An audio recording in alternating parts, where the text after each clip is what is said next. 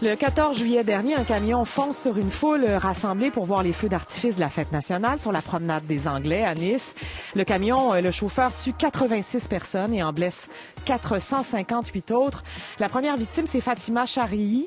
C'est une musulmane de culture, comme le tiers des victimes d'ailleurs de cet attentat. Elle avait 59 ans. C'est la mère de 7 enfants, dont Hanan, qui a 27 ans. C'est une préparatrice en pharmacie qui vit en banlieue de Paris. Hanan Charii raconte son choc, son deuil, dans un récit touchant intitulé « Ma mère patrie ». Nous la joignons à l'instant dans notre studio de Paris. Bonsoir, Hanan. Bonsoir, merci de me recevoir. Merci d'avoir accepté notre invitation. Hanan, comment on réagit quand on apprend que sa mère... Bon, d'abord que sa mère est morte, bien entendu, puis dans un accident terrible, en fait, dans un acte terroriste, ça arrive à très peu de gens. Comment vous avez réagi? Vous le racontez dès le départ dans cet ouvrage. Racontez-nous. Qu'est-ce qui vous habite comme image? Comment vous en arrivez à réaliser ça? Est-ce que ça prend du temps? Oui, malheureusement, ça prend... vous avez réussi à m'émouvoir en 5 secondes. Non, je suis désolée. Oui, non, il n'y a pas de souci, c'est normal. Mais oui, c'est clair que c'est un choc qui est complètement difficile. C'est une chose on se dit à ce moment-là. Non, c'est une chose qu'on voit à la télé, qui arrive aux autres. Et lorsque ça nous arrive, ben forcément, oui, c'est un choc.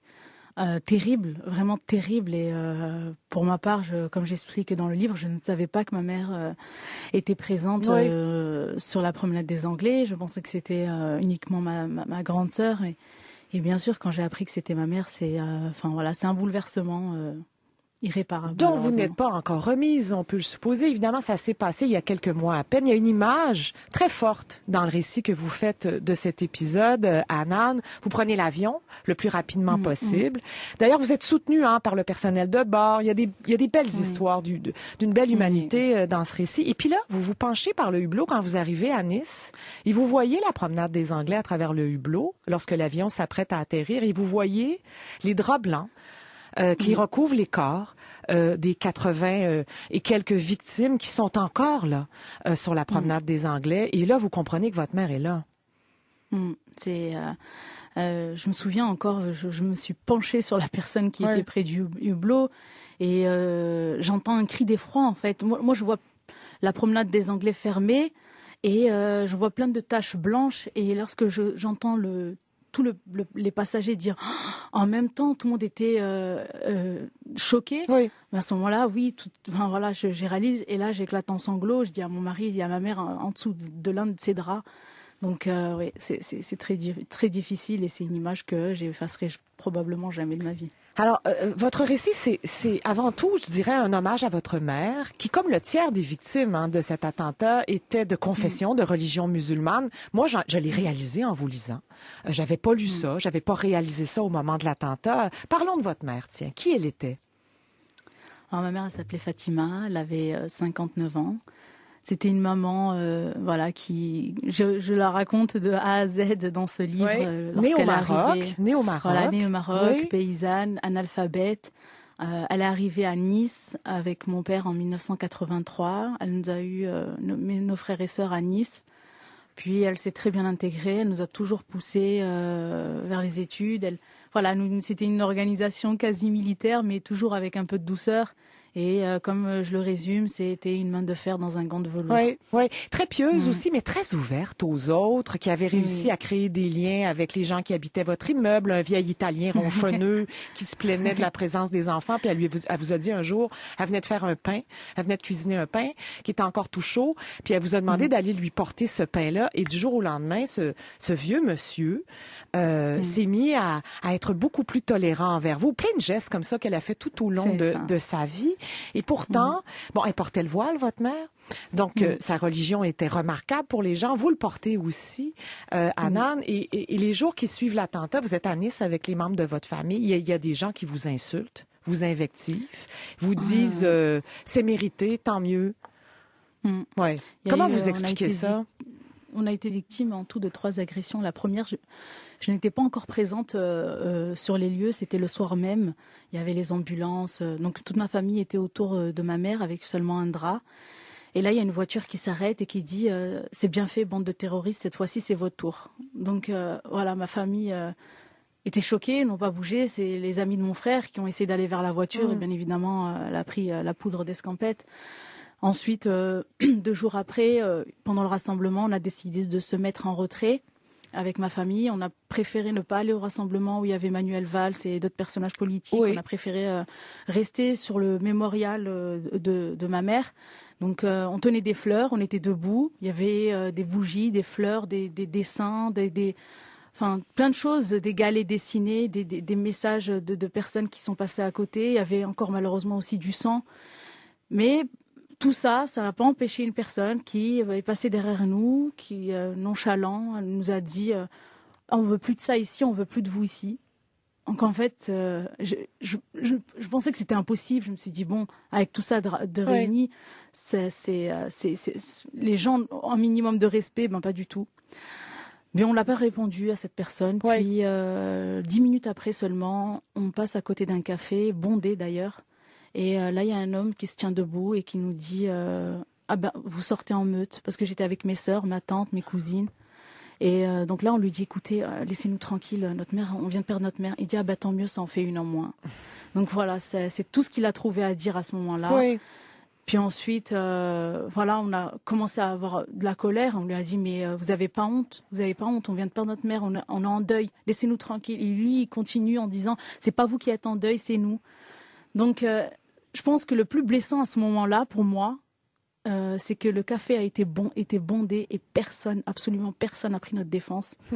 Il y a juste une dame qui s'est retournée, une vieille dame, et je me suis dit, ah ben super, peut-être quelqu'un va intervenir. Enfin. Voilà, et ben pas du tout. Cette dame, elle dit juste, ah ben monsieur, vous savez, vous avez bien raison. Donc voilà, toutes ces personnes en fait étaient enfin voilà, personne n'a pris notre défense.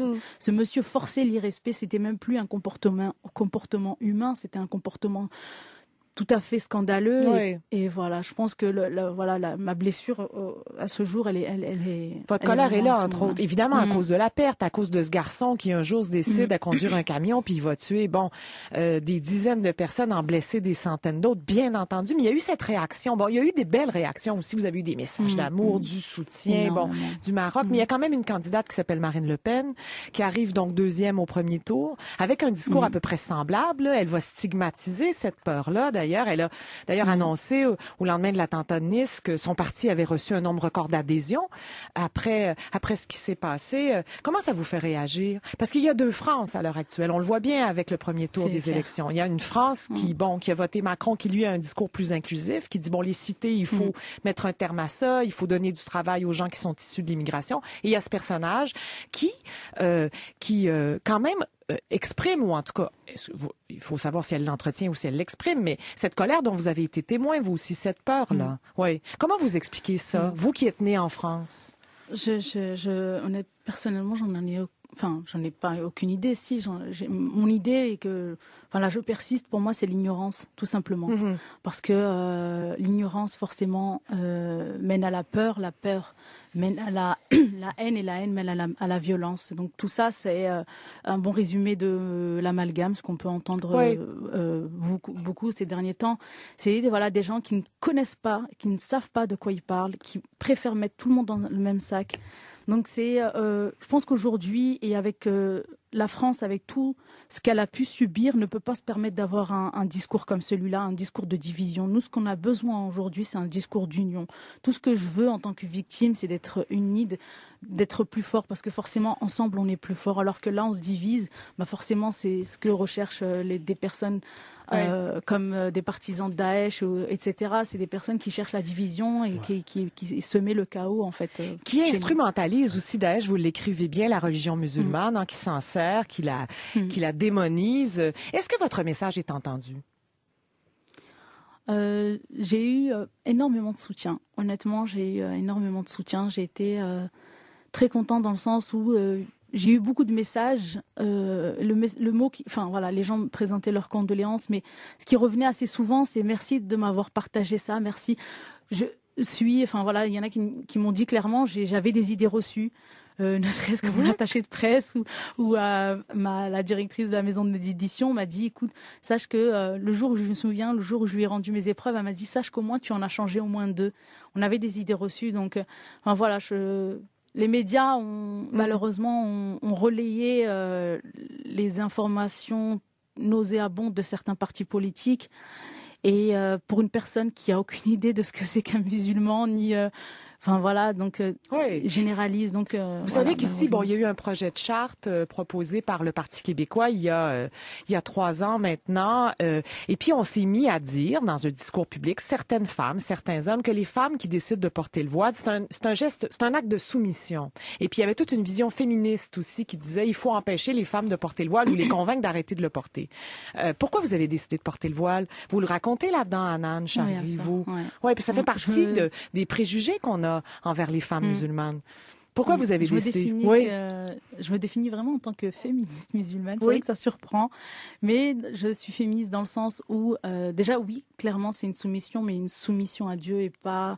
Ça fait vraiment partie de ma foi, de mon mode de vie. C'est pas du tout une soumission pour Pierre, Paul ou Jacques, loin de là. C'est vraiment un choix personnel et pas du tout influençable.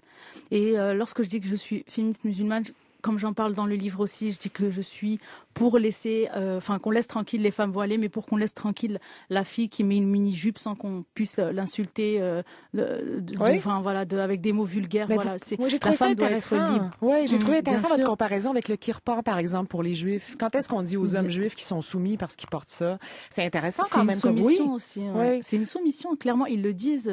J'ai connu quelques personnes de confession juive. Il y en a j'ai des amis, par exemple, qui portent des perruques, etc.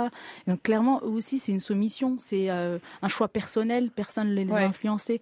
Donc voilà, c'est vraiment un message global, tout simplement pour la liberté, en fait. C'est juste la liberté. Je peux aider quelqu'un à retirer son voile si elle n'a pas envie de le porter, comme je peux aider quelqu'un à porter sa mini-jupe ou à porter son voile parce qu'elle a envie de le porter. C'est ça qui est important et c'est ça le vrai féminisme, je pense, c'est de laisser la femme choisir ce qu'elle a envie et pas ce que les autres ont envie. Voilà, Hanan Chariry, votre récit Ma mère patrie, il est passionnant.